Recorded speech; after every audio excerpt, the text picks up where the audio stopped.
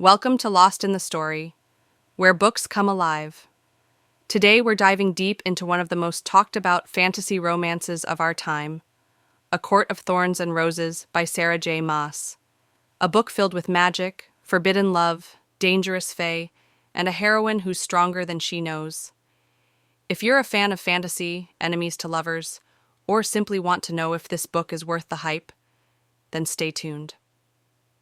First, let's start with the basics. A Court of Thorns and Roses, also known as ACOTAR, is the first book in a fantasy series by Sarah J. Maas.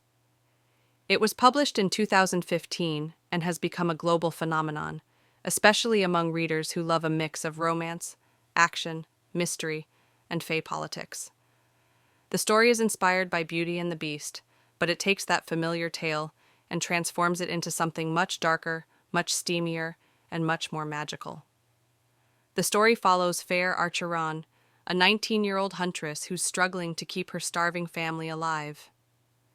One winter day, Fair kills a wolf in the forest, but what she doesn't know is that the wolf was actually a fairy in disguise.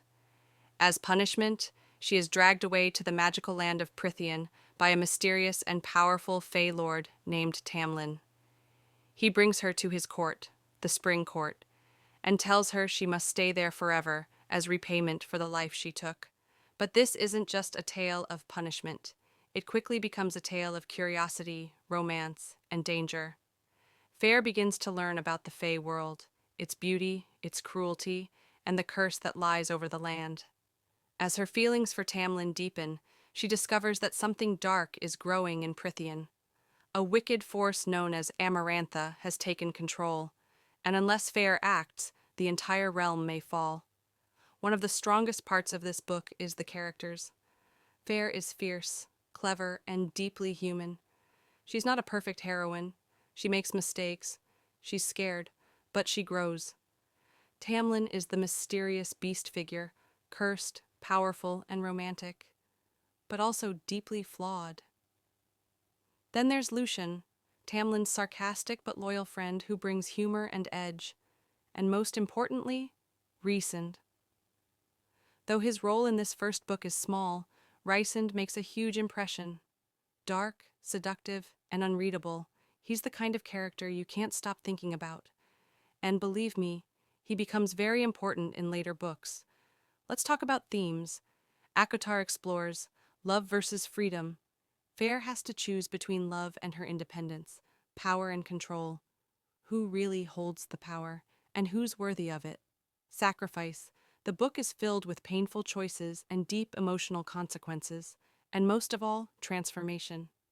Fair starts as a scared girl hunting to survive, but she becomes something more, something powerful. That growth is what makes this book so addictive. Personally, I found this book to be a mix of enchanting world-building and emotional storytelling. The romance is intense, sometimes soft, sometimes toxic, and the shift in Fair's emotions feels real. However, some parts of the book do feel slow, especially in the middle. The real action picks up toward the end, with Fair's trials under the mountain and her terrifying encounters with Amarantha. The writing style is rich, the world feels alive, and the ending leaves you wanting more. It's not a perfect book, but it's unforgettable. If you love enemies to lovers, romance, fae magic, and mythical lands, stories of strong women discovering their worth, or just want to start a series that gets better with each book, then yes, A Court of Thorns and Roses is for you. Just be warned, the tone shifts in later books. The romance, the characters, everything evolves. And that's what makes this series so beloved. That's all for today's review. If you've read this book, let me know in the comments. Team Tamlin or Team Rhysand? Don't forget to like, share, and subscribe to Lost in the Story for more deep book reviews and magical reads.